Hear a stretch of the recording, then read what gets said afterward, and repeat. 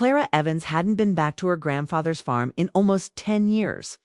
Life in the city had changed her fast cars, small apartments, and long hours had replaced the quiet fields and wooden fences she once knew. But when she received a handwritten letter from her grandfather, asking her to visit before winter, something inside her stirred. So now she was here, standing in front of the old barn that had once been her childhood playground. The wood was weathered, the red paint faded into a dull brown, and yet the place still carried a familiar heartbeat, slow but alive. The air was thick with the scent of hay and rain-soaked earth. She hesitated at the entrance, her fingers brushing the rough wooden frame. When she heard the slow, firm steps of her grandfather behind her, "You still remember how to find your way in?" he asked, his deep voice filled with the same quiet humor she remembered.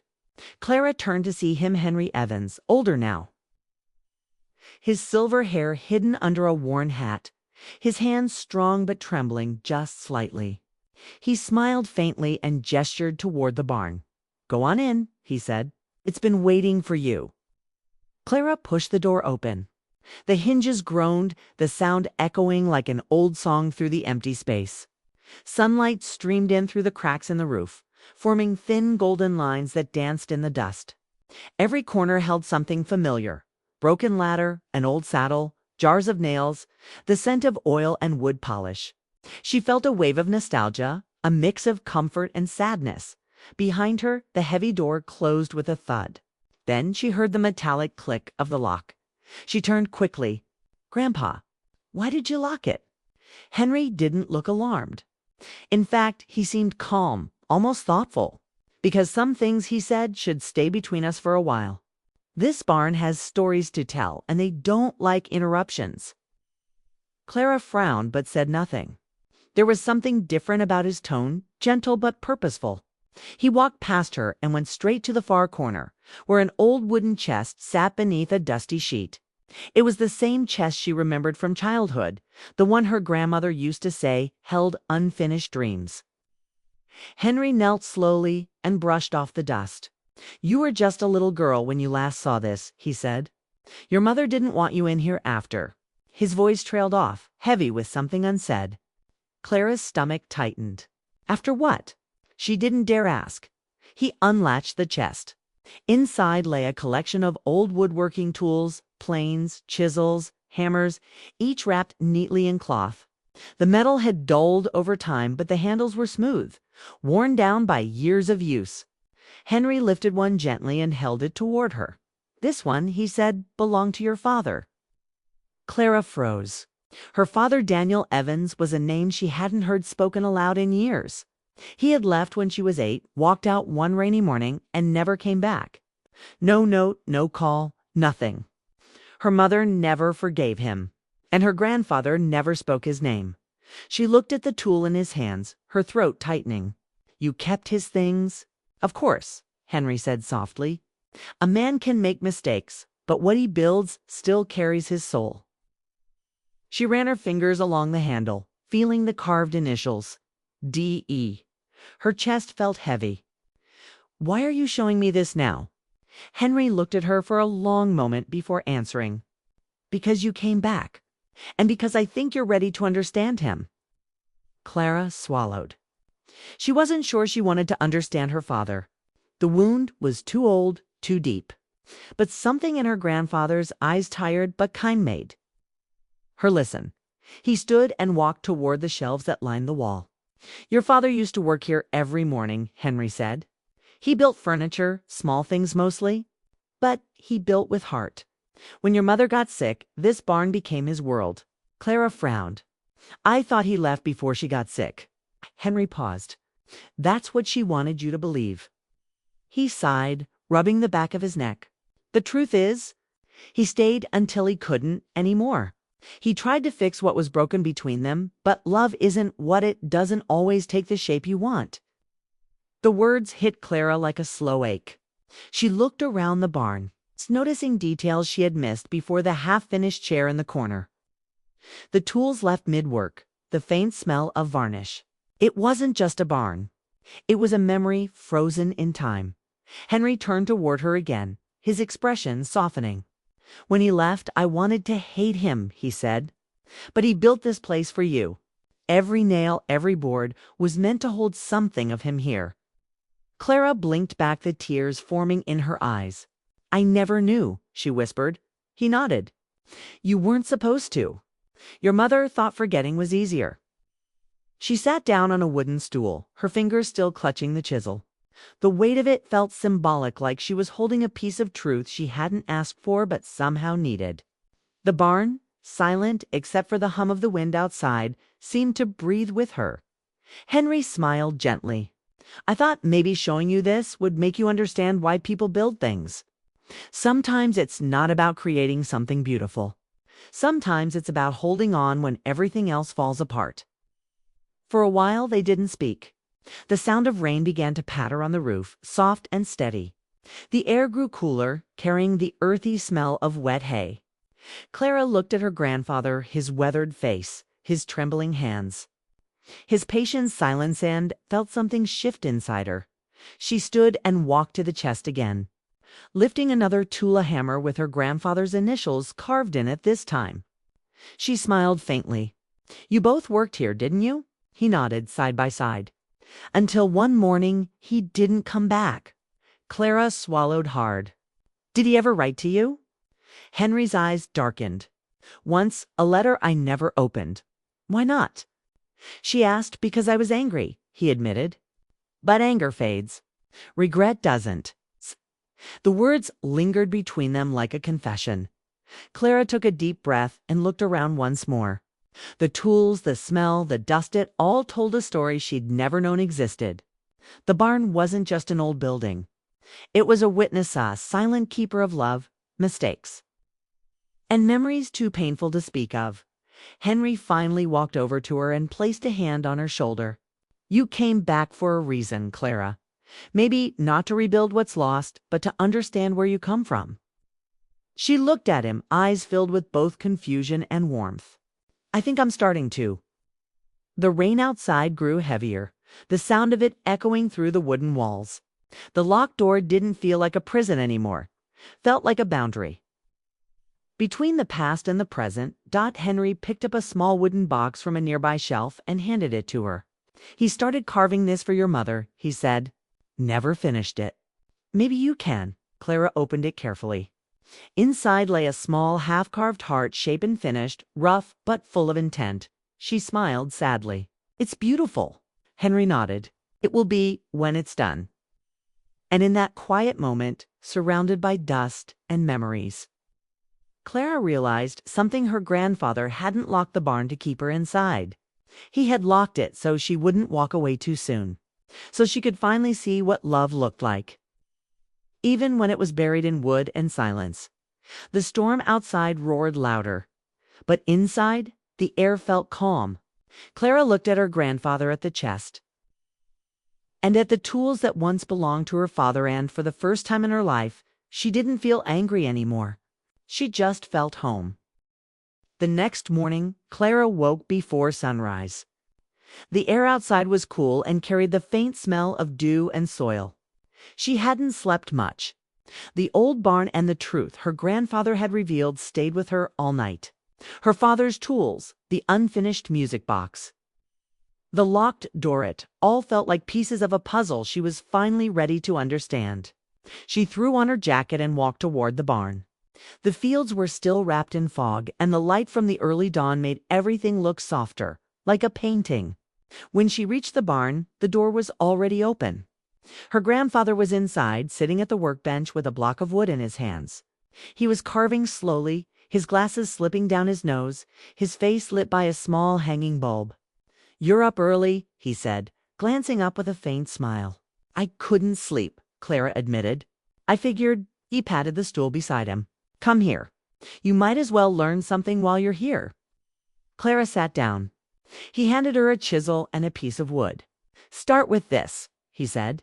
"Don't fight the grain. Let it guide you."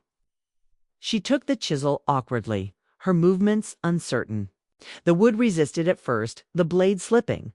Her grandfather chuckled quietly. "Easy there. It's not about strength. It's about rhythm." He reached over, guiding her hands slowly. See? Follow the line. Wood has a direction, just like people. You go against it and you break it. She tried again, this time more gently. The shavings curled softly away, revealing a smooth surface beneath. She smiled a little. Like this. Exactly, he said, his voice warm. They've worked in silence for a while. The only sounds were the scraping of tools and the quiet hum of morning. Clara found something peaceful in its steady rhythm. The smell of wood, the sound of her grandfather breathing beside her. After a while, Henry spoke again. Your father used to sit right where you are. Clara's hands froze. Really? Every morning. He was always building something. This barn door, that table in the corner, even the shelves over there his hands made them all. She looked around, realizing for the first time how much of her father still lived in this place. You said he built the barn door for me, she said softly. He nodded. He did. After he found out your mother was pregnant. He said a door should be strong enough to protect what matters most. Clara felt a sharp tug in her chest. Then why did he leave us? Henry sighed, setting down his tool. Because love doesn't always stay, Clara. Sometimes people carry too much hurt and they run before they can fix it. She swallowed, her eyes stinging. Did you ever hear from him again? Henry looked down at his hands. No, but I think about him every day. Every time I pick up one of these tools. The silence that followed wasn't heavy this time. It was gentle, like both of them were remembering someone they had lost differently now. Clara went back to carving more carefully this time.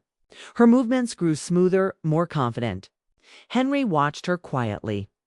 You've got his hands, he said softly. Same shape, same focus. She smiled faintly.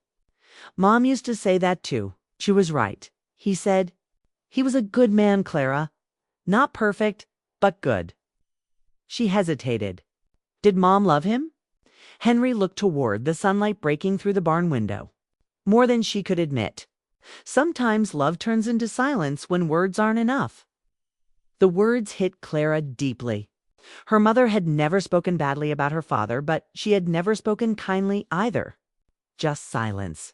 Cold and steady. Maybe that silence was love that never healed. Henry stood up slowly, stretching his back. Come here, he said, motioning toward the back wall. There, on a high shelf, sat a small wooden box covered in dust. He climbed a few steps on an old stool and pulled it down carefully. He started this before he left, he said, handing it to her. Clara brushed the dust away. Inside was a half-finished music box, delicate and beautiful. The design was floral with small grooves carved into the edges.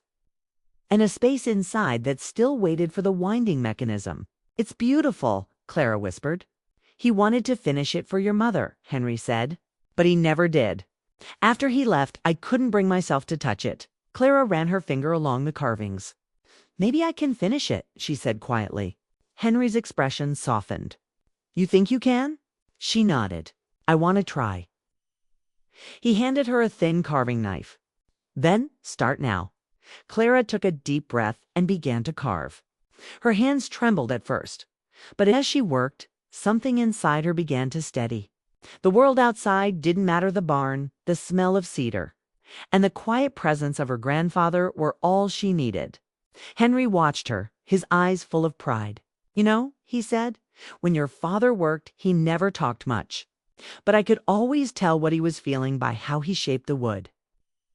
Clara smiled softly. And what do you see in mine? He studied her hands for a moment. You're holding on, he said simply. She laughed quietly. Maybe I am. They kept working for hours. The music box began to take shape, its rough edges smoothing out. The sunlight shifted across the barn, moving from gold to amber as the day went on. At one point, Clara paused, watching her grandfather's trembling hands. How long have you been doing this? She asked. Since before your mother was born, he said. Wood doesn't argue, doesn't lie. It just shows the truth of your touch. Clara nodded slowly, understanding more than she expected. I think I know why you locked the door yesterday, she said quietly.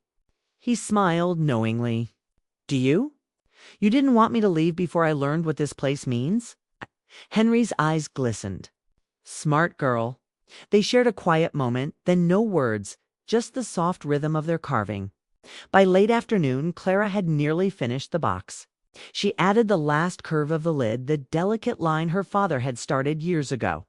When she stepped back, she realized her heart was racing not from effort, but from emotion. "It's beautiful," Henry said. "He'd be proud." Clara smiled through the tears that filled her eyes. "I think I understand him now. He wasn't running away from love. He was trying to find a way to hold it without breaking it." Henry nodded slowly. "And maybe now you're the one finishing what he couldn't." Clara placed the music box gently on the table. For the first time, the barn didn't feel haunted by the past. It felt alive with memories, forgiveness, and a strange kind of peace. As the sun began to set, she looked at her grandfather and said, "Maybe tomorrow. You can teach me how to fix the hinges on that old barn door." Henry laughed softly. "Deal. But only if you promise to stay long enough to finish this one too." "I will," Clara said, smiling. "I think I've already started." Outside, the evening light turned the sky gold and pink. Inside, the barn felt warm, again like love was being rebuilt piece by piece. And though neither of them said it out loud, they both knew something had changed. Clara wasn't just visiting anymore. She was coming home. Weeks passed, and the barn became Clara's second home. Each morning, she woke with the first light, tied her hair back, and walked across the field to the same creaking door her father had built years ago. The sound of it opening had started to comfort her. Inside, the smell of wood and oil greeted her like an old friend.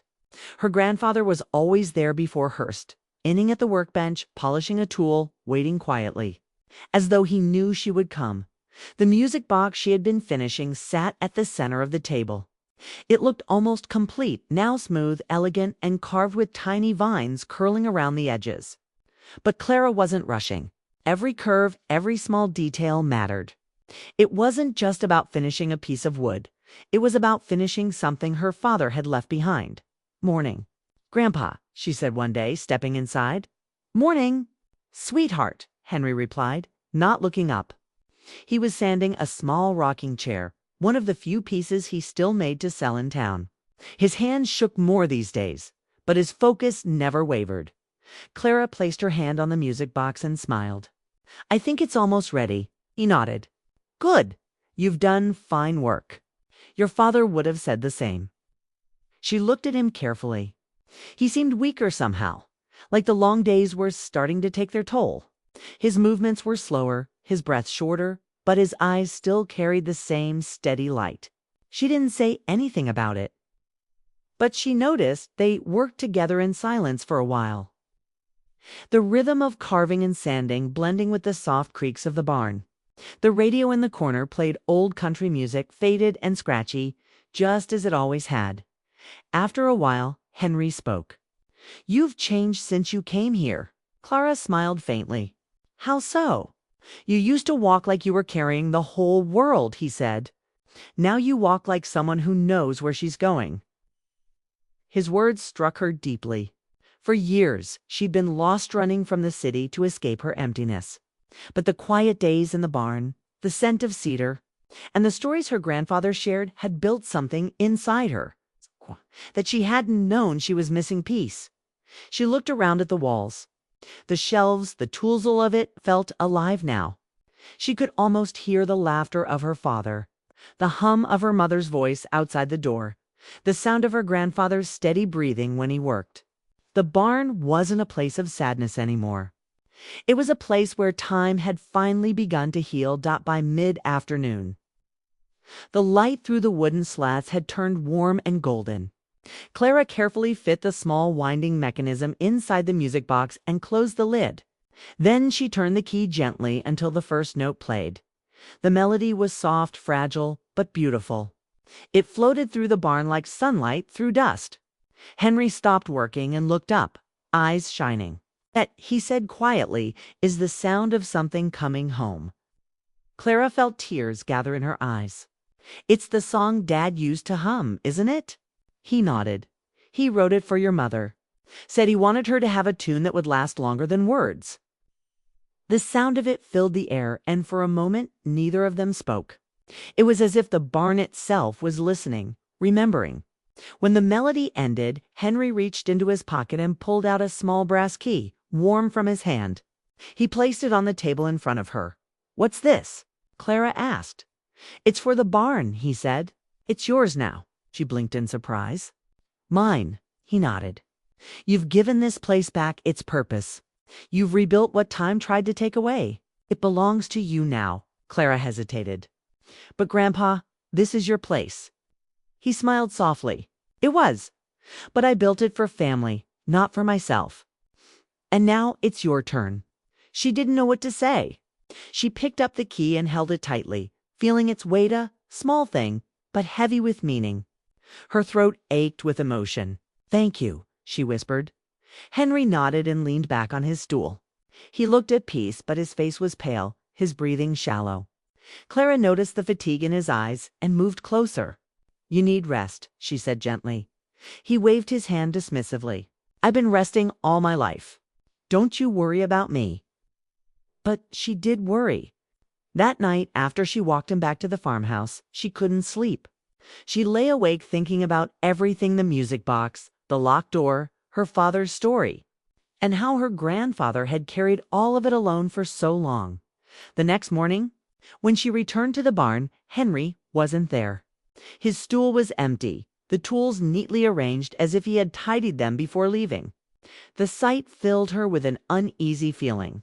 She turned to go back to the house, but stopped when she noticed something on the workbench, an envelope with her name written in his uneven handwriting. Her hands trembled as she opened it. Inside was a short note. "Clara, if you're reading this, it means I've finally taken a little rest. Don't be sad. The barn, the tools, the music box, they're all pieces of our story. Keep them alive. Keep building. That's what love does, it builds." Grandpa. Tears blurred her vision as she finished reading. She stood there for a long moment, holding the letter against her chest.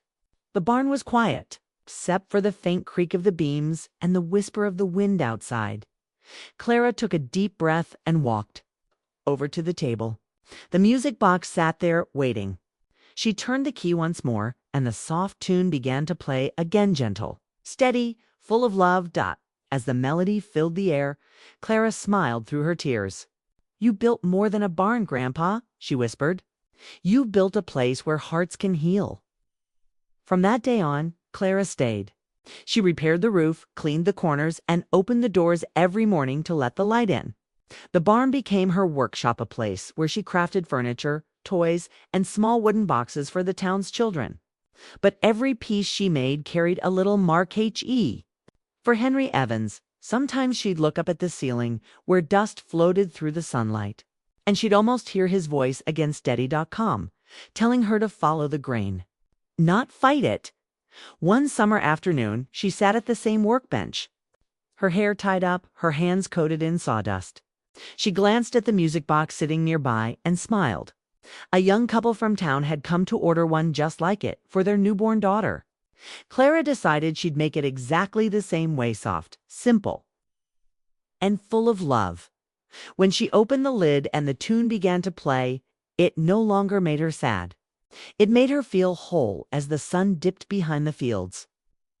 She locked the barn door gently and slipped the brass key into her pocket, the same key her grandfather had given her. She stood there for a moment, watching the golden light fade across the land. This was home. Not just the house, not just the fields, but the memories, the lessons, the love passed down through hands that built, carved, and healed. And as the last notes of the music box faded, Clara whispered softly into the quiet evening air. Some doors aren't meant to close forever. They're just waiting for someone brave enough to open them again.